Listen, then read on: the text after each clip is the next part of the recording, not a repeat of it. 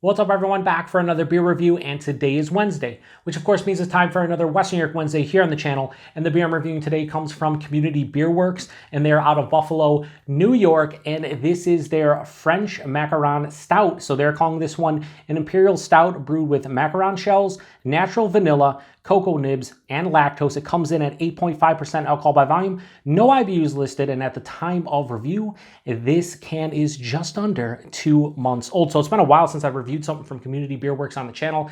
One of Buffalo's older craft breweries, and I really like what they do. And I saw this one released a couple months ago, and I wanted to grab it, but I didn't. And then I was at my favorite local bottle shop, Premier Gourmet, and they still had some cans there. So I grabbed one. Now, when it comes to macarons, I'm more of a macaroon guy. You know, the puffed, basically coconut cookies. That's my jam.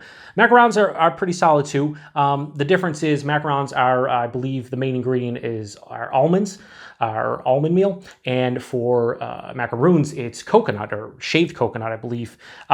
So yeah, when I saw this, I was like, it sounds pretty good. Now, it says in collaboration with Camille Caër. I don't know. I don't want to pronounce it anymore because I've already embarrassed myself enough. It's the Beer Patrol. You expect that. But on the side here, they have a little spiel rule. We'll read it real quick. It says an Imperial Pastry Stout developed in concert with a Buffalo's favorite Frenchie. This silky smooth sweet stout is brewed with macaron shells and conditioned with natural vanilla, cocoa nibs, and lactose, resulting in a big-bodied beer that drinks like a dessert in a glass, contains almonds. So that's, you know, obviously the macaron shells have the almond meal in there. So yeah, anyway, let's crack this one open, get into the hashtag proper glassware. It's been a while since I've used the old school Community Beer Works glass, so I wanted to. Let's give it a pour, but I'll turn it sideways. We'll go label sideways instead of out on this one so you can see the pour properly. All right. A little bit of an aggressive pour there at the end to generate a head, hopefully. That's quite beautiful, and yeah, it did. So it's in the glass, pretty much pitch black. When it was pouring out, it was like more of a dark brown. Has about a finger and a half of the straight up brown colored head. It almost looks like a little darker than I enjoy my coffee. But yeah, it has a really nice head. It looks quite creamy. Some bigger bubbles mixing in with really tightly compact bubbles. But yeah, that looks nice. For an 8.5% Imperial Pastry Stout, sure, let's get a nose. So this is not that cold. Like, I've had it out of the fridge for like about 45 minutes, and down here, it's like 62 down here. So this is probably like the 55, 60 range, and not getting a ton. Okay, as I swirled up, lots of chocolate. Lots of dark chocolate, mixing in with sweeter milk chocolate. A little bit of dusting of baker's chocolate. Tons of chocolate. I'm getting a generic nuttiness. I wouldn't necessarily say almond. Maybe I'd go peanut butter. And there is like a cookie scent to it. Like a cookie scent and sense where it's like, I feel that this is pastry-esque at its core, but it's not like overly sweet in the nose or like punching me in the face with like a cookie. Yeah, there's a little bit of vanilla, although very small. Somebody like a good friend of mine, a fellow beer tuber, Caër over at No Have Beer Reviews. Vanilla police? No way. No way you would get the vanilla in here. So yeah, as far as like what they have listed on the ingredients, macaron shells, that's where I think the nuttiness comes from. Vanilla, yeah, a little bit. Cocoa nibs, that's kind of leading the way in lactose. Probably just going to bump up the sweetness and make the body a little bit more creamy and fuller. Yeah, it smells pretty good. Doesn't smell anything amazing, but it smells pretty good. Let's get into it. Cheers, everyone.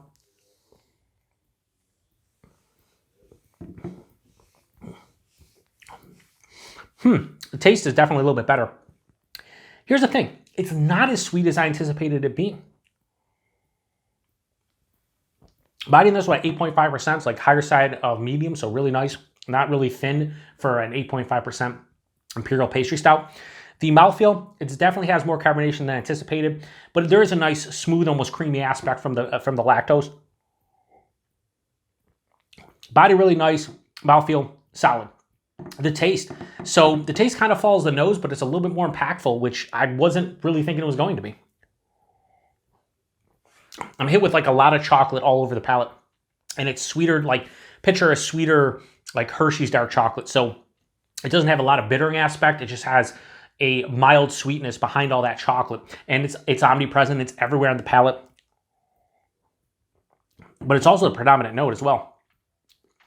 Right after that chocolate, because that's the first thing I'm hit with, kind of coats the palate and covers it, I get a little bit of that nuttiness, and it is coming off more, I wouldn't necessarily say almond, but it's not peanut butter. It's like, almost like maybe the husk of an almond. Shout out to another good friend of mine and fellow beer tuber, Paul, over at PA Brew News. He likes to say almond husks.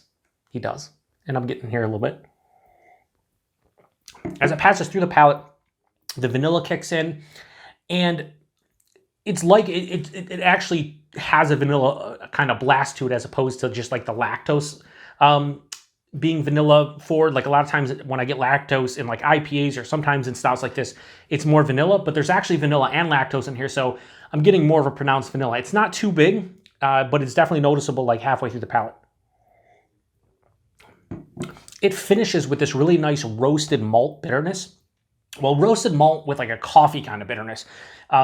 It finishes almost moderately dry, and I would say semi-dry and moderately bitter. This has more bitterness than anticipated, and I really like that, because a lot of times pastry stouts to me can just go lean way too sweet, and then you drink, you know, half the can, you're like, oh, the rest of this can be a chore to finish. I don't think it's gonna be the case with this one.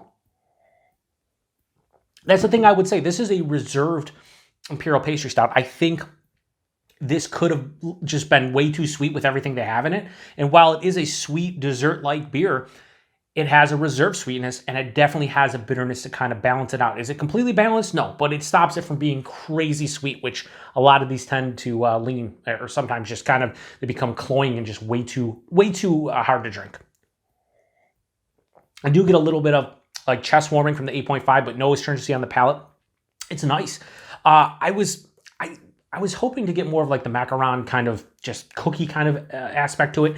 I'm not really getting that. It was more, I think, apparent in the nose. Here, as I drink it, this is kind of just like a dessert Imperial Stout. Like it has nice desserty flavors, but I couldn't sit here and tell you a specific dessert this reminds me of. It just reminds me of a sweet Imperial Stout. I'm gonna pour the rest in here, but I think I'm pretty much set. No, hang on. That last taste, a little bit of like a dark fruit from the base stout. I'm getting like little bit of like a grapey, almost like black cherry type of vibe to it. Nice. Not much more to say about it. So I have no problems giving the French Macaron Stout from Community Beer Works. I'm going to give that a high 4 out of 5. I'm going to go 4.05 out of 5. I think it's well made. The pros to this one for me, without question, is the fact that it's not too sweet and it has enough of a bitterness and kind of a semi-dry finish to stop it from being too sweet and balance it out to some degree. The cons to this one is it doesn't taste like a macaron. It doesn't have like a cookie kind of vibe to it. But I think what they were going for, they kind of probably achieved it in this glass, because I feel like you're getting pastry-esque, desserty vibes to this one, but not without it being overbearing. And that's the best way I could describe it. So price point and availability.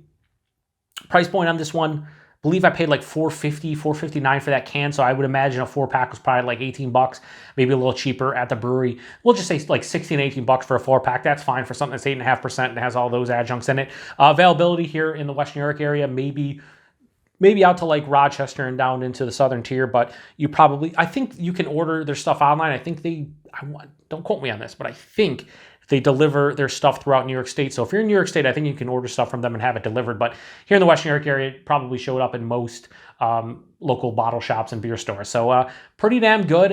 If you've had this one before, let me know what you think about it. I picked this one out to review it around the Christmas time, around the holidays, because I feel it kind of made sense. And I'm happy I did. I have one other beer from them. Their Spruce Springsteen, which is a IPA brewed with black spruce tips, and I haven't had a beer with black spruce tips or any kind of spruce tips or spruce in general in a long time, and I'm super excited to give that one a go just to see how it is. So I think that's going to encompass the holiday vibes too, especially with Christmas trees and whatnot. So I'm pretty pumped up. So anyway, again, if you have this one before, let me know what you think about it. Appreciate everybody stopping by for another Western New York Wednesday here on the Beer Patrol. Check back next week. I already know the beer I'm going to be reviewing next week.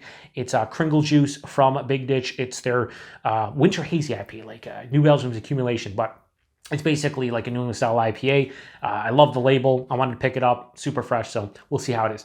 Till the next one. Cheers.